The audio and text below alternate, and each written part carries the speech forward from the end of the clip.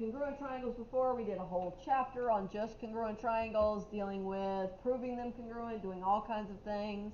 This is going to be a little bit different. This is going to be about similar triangles. You are going to have 3 shortcuts, just like you had those 5 shortcuts when we were doing congruent triangles. So that's the first thing that we are going to tackle and go over. So let's go ahead and get started. So when you're dealing with triangles, instead of having to prove all of the angles and all of the angles congruent, all the sides proportional, when we're trying to take these 2 triangles and prove that they are similar to each other, there are going to be 3 shortcuts, 3 tests that'll let us skip doing that whole process. Okay? The first one is going to be angle similarity. Guys, if we have one angle congruent to another angle, and then a second angle congruent to a second angle, so 2 angles, 1 triangle are congruent to 2 angles of another triangle, then those 2 triangles are going to be similar to each other. You can see they're not the same size, but they are similar to each other. So all the angles would be the same, all the sides would be proportional. We don't have to prove it though, as long as we've got this. So we can say that triangle QPR would be similar to triangle. Guys, if I go in the order QPR, what would the order be for this triangle over here? ZXY, good. ZXY. And it would be by angle similarity. By angle similarity. That's how I can say that. Guys, listen to me. If you only put angle, it's going to be wrong. Remember, when we did side, angle, and angle, side, angle, and all those other things, they are about congruency. So if you don't have this little thing on the end, I'm going to assume, because that's the way it's written, that you're talking about congruency. And we're talking about similarity. So again, angle, similarity, the little tilde after it, is going to be how we say that these 2 shapes, these 2 triangles, are similar to each other. Alright, so let's go to the next shortcut. The next shortcut is going to be called side similarity. If all 3 sides of one triangle are proportional to all 3 sides in the other triangle, don't even have to worry about the angles. If we've got 3 proportional sides to 3 proportional sides, then you are going to end up with 2 triangles that are similar to each other. So let's see if we can prove that, guys. Here we go. Let's write these proportions. So it's going to be 6. What number does 6 match up with over here? The 2, so 6 over 2. And then the 12 over what? 12 goes over what? 4. And then the last one would be the 8 over 2 and 2/3. 8 over 2 and 2/3. So some of these you won't need your calculator, but grab those because we're definitely going to need it for this last one. What is 6 divided by 2, guys? 3. And then 12 divided by 4 is 3. Now grab your calculators. 8 divided by 2 fraction button 3 equals. It does give you 3. There we go. Now, and if all the sides are proportional, because they all divide out to the same number, then these triangles would be similar to each other. So I could write a similarity statement. That would be triangle ABC. Now guys, if I go ABC, what do I have to go on this other triangle? DEF, good, no problems naming that. By what? Side, with the little similarity, with the tilde, good, with that symbol after it. Nice. All right. Are there any questions about side, that similarity, that shortcut?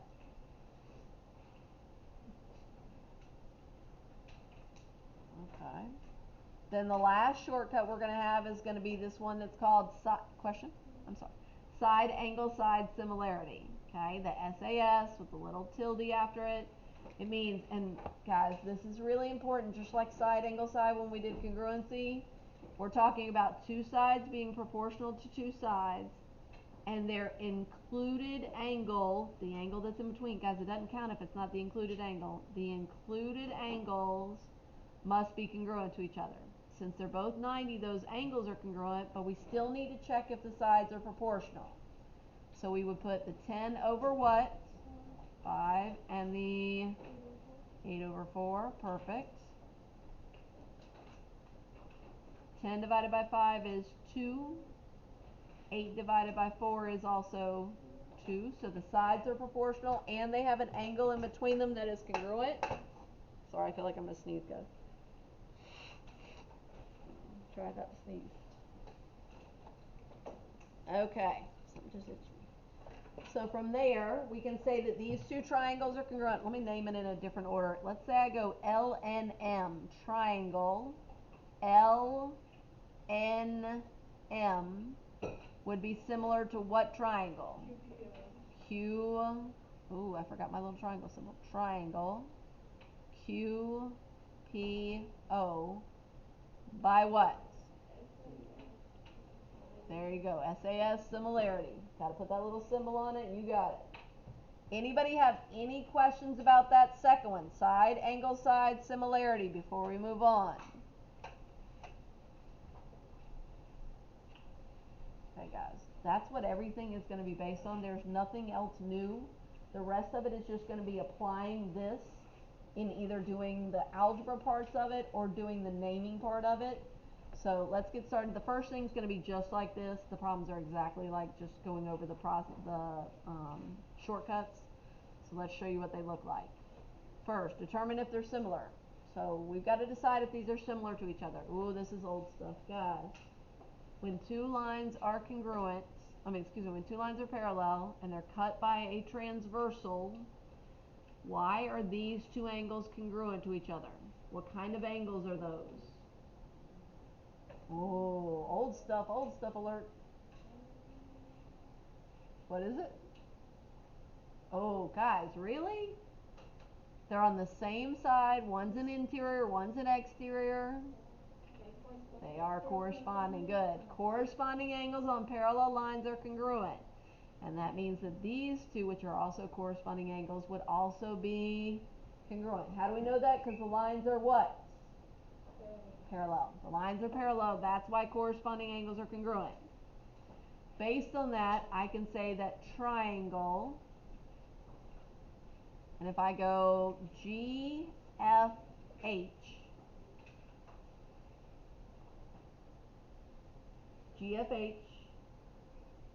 then the other triangle would be named triangle what? GEI. A little hesitant on that one, guys. GEI. It's going to be GFH would be similar to triangle GE and I.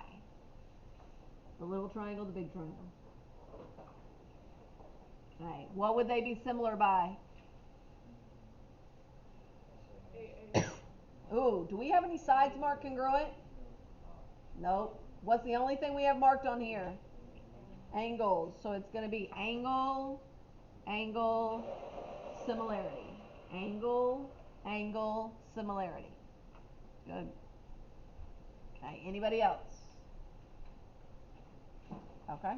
Next one, when you look at this, guys, these are the two sides that are marked congruent. You're going to need to see this. I'm drawing it just so you can see it. You don't have to write on it. I'm just showing you so you can see it.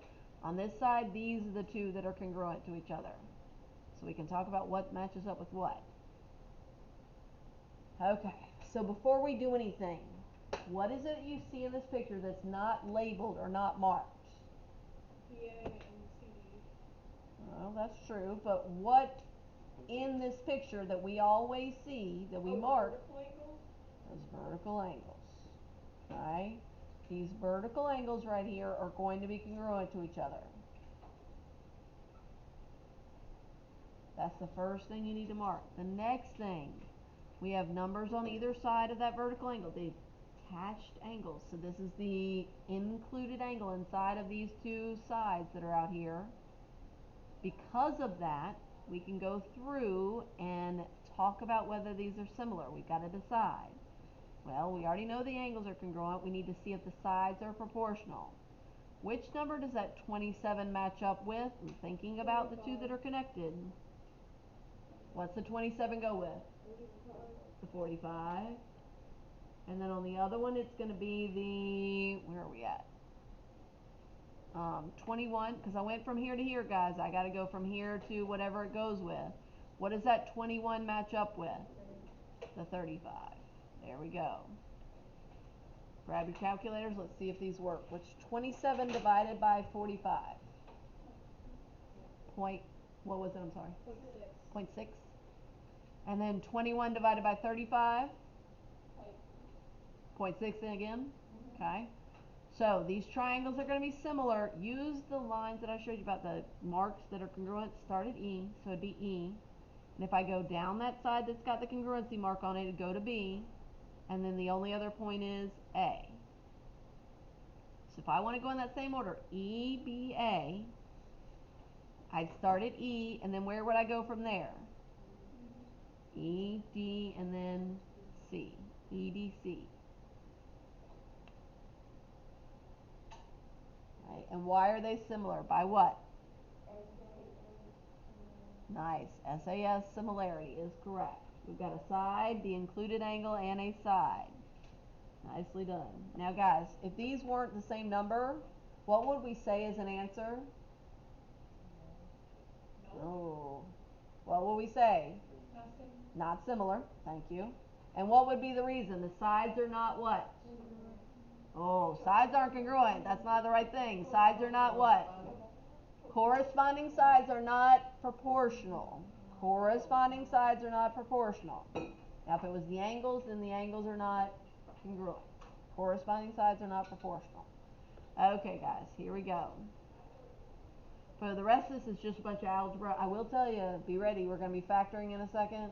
For those of y'all that in Algebra 1 last year, or 1B, or whatever it was, Lamb 1, whatever it was, guys, some of y'all, it's been a long time since you factored. So when we get to those two problems, if you need something, you need to let me know. I'm going to teach it like you've never seen it, but you got to ask. Okay, guys, here we go. When you see this problem, okay, you're going to set it up as a proportion. When we set it up as a proportion, we can start with the 10 on the outside, and if I talk about this 10 on the outside, what's that going to go over? 4. The 4 on the outside over here. So 10 over 4 equals, so I need this piece on this one, so it's going to be the 2x plus 10, because I went from 10 to 4, so I got to go 2x plus 10, and it's going to go over this x plus 3. We're going to cross multiply this. When we cross multiply this, we'll be using that distributive property. So we got to think of this as having parentheses around these. I've got to multiply that 10 times that x, which is going to give me 10x. Then I've got to multiply 10 times 3, which is going to give me 30. On the other side, I got to multiply 4 times 2x, which is going to give me 8x. And 4 times 10, which is going to give me 40. Perfect. I'm going to move all my variables to one side, minus 8x minus 8x. That makes it 2x plus 30 equals 40. I'm going to minus 30 minus 30. It's going to make it 2x is equal to, it's just 10. And then divide by 2, and x equals 5. Perfect. There's no plugging back in. They ask you to find the value of x, so you're done at that point. Does anybody have any questions? Yes? This isn't about the math, but do you have any extra math? Yeah, I do. Come on up. Need one? I actually do. They're the material ones, but there you Mine go. just smells bad. I get it. You wear them. If you don't wear them, they just do that. They absorb it. Okay, guys, here we go. For the next one, it's actually old stuff. It's about cutting off those proportional parts. So in order for these two triangles to be similar, these parts need to be cut off proportionally.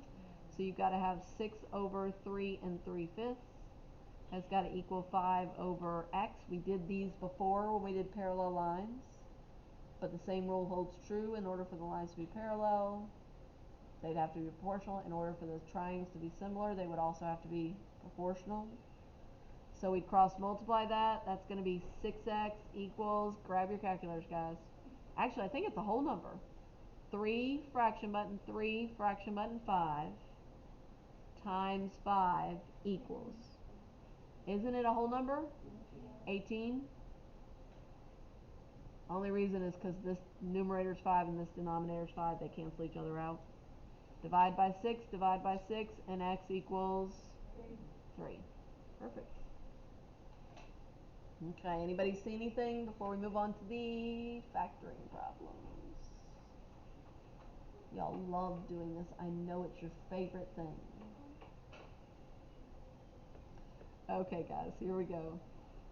So, oh, anybody still writing? Okay. Then the last two that we've got today. So for these last two, you're going to be looking at this problem, and it's going to be set up the same exact way. We're still going to do 15 over x. We're going from here to here. So we'll go from here to here. Thank you. So it's going to be equal to x minus 2 over 8. Cross multiply that. Guys, when you cross multiply this, grab your calculators. What's 15 times 8? What was it? I'm sorry. 120. Sorry, I didn't understand. And then when we multiply, this is where I'm concerned. What's x times x? X squared. X squared. Because what's x times negative 2? Negative 2x. Okay, guys, y'all recognize the quadratic? Whenever you have that x squared in there, you've got the x squared term, the x term, and you've got the number. Well, it's got to be equal to 0 in order to solve it, so we're going to minus 120, minus 120. Notice it doesn't matter what you line it up under, because all I'm going to do is write it on the end. It's going to make it 0 equals x squared minus 2x minus 120. Guys, all I'm doing is putting them in order from the highest power down to the lowest power. X squared, x, no x. Okay, this is called a quadratic equation. These are the things that graph into the parabolas, that graph like up or down. They make the smile or the frowny face. Okay, some of you are like, yeah, I remember this stuff. This is where you make the little x and you factor it apart. I love y'all's reaction to this. So, in order to do this, your top number is going to be the first number. Guys, what number is really here? 1. So it's your first number times the last number. So 1 times negative 120 is going to be negative 120. This one on the bottom is going to be the middle number. So the middle number is negative 2. Now we need to come up with two numbers that multiply to give you 120 but add to give you 2. I'm going to write it up here. Multiply to give you 120 but add to give you 2. That's what I'm looking for. Okay? Now guys, the numbers are a little bit easier on this one because the 0 on the end. Think about that and think about what they could be. What multiplies to give you 120 but adds to give you 2? You can use a calculator. Yep, say it. Negative 12 and 10. Negative 12 and 10. How did you know to make the 12 negative? Because the 2 is negative. Because the 2 is negative. That means the bigger number has to be negative. Okay? The bigger number has to be negative because the 2 is negative. So you're going to factor this into 2 sets of parentheses. This part's easy because you've already done, this is the hard work, guys. This x is the hard work. You take the x and put it at the front. I'm not writing the squared because x times x is x squared. And then I just write these numbers down here in these spots. Minus 12 and plus 10. Ooh, you just factored that problem. Woohoo! Algebra 1. I know y'all love algebra. Come on. No. From there, what is the opposite of negative 12? Positive 12. What is the opposite of positive 10? Negative 10. Now, if this was algebra, these would be your two answers, but this is geometry. Can you have a negative distance? No. So can this be your answer? No. So your answer is going to be 12. I wouldn't even care if I didn't constantly run out of space. Yes, I know. Okay. Anybody else? I get that, because there's a lot of work. Is this gonna be a problem that is on the Worksheet and the test. online? Oh, algebra. Y'all are, guys, y'all are expected to know algebra before you get here. I'm teaching it like you've never seen it though, guys, because COVID, we're teaching this like you've never seen it. Here we go again. Let's do it again.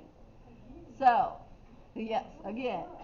So it's going to be 39 over x plus 6. Y'all are funny. Equals 2x minus 4 over 24. That was pretty funny, Meg. Okay, cross multiply that. Guys, when you cross multiply, grab your calculators. What's 39 times 24? 36. Okay. Equals, now I'm going to write this out the long way just so y'all can see it, because a lot of people do not remember how to do this, and this is also Algebra 1. This is multiplying a binomial times a binomial. This is called FOILing. First, outer, inner, last. Yes, you're expected to know this from Algebra 1. So, to do, FOILing is fine. 2x times x is going to go first, so you're going to write the 936 down here. What is 2x times x? Oh, what's 2x times x, guys? 2x squared. What is 2x times 6?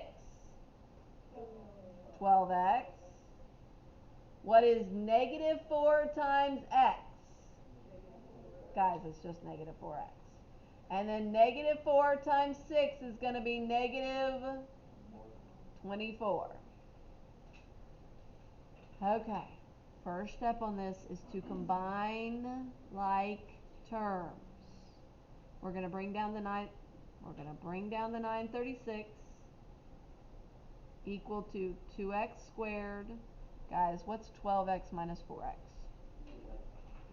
I wrote 9. We are then going to go through and move the 936 to the other side because we need it to equal what? Every time it's got to equal what? 0 equals 2x squared plus 8x minus 900 and, I think it's 960. Check my math. Okay. We are going to take out the greatest common factor. Guys, if there's a number in front of here, if you can divide it out, you want to do that. Do you see all of them will divide by 2? That's going to make it 0 equals x squared plus 4x minus, I don't know. 4 what? 4. I think it's 480, right? Yeah. Okay, I just want to make sure I heard it right. Okay, here's where we do our diamond. I know it's an X, guys. They call it a diamond because the numbers end up in the shape of a diamond. It's kind of silly. Just call it the X method. So it's going to have what number goes on top? First and last, but the first one is 1, so it's just the last. It's just negative 480. What number goes on the bottom? 4x, but it's just the number, so it'd just be 4. Now, look, guys, 480 is very big, and 4 is very small. We need two numbers really close together. So we're not going to start at 1 and 480. That's going to take us forever.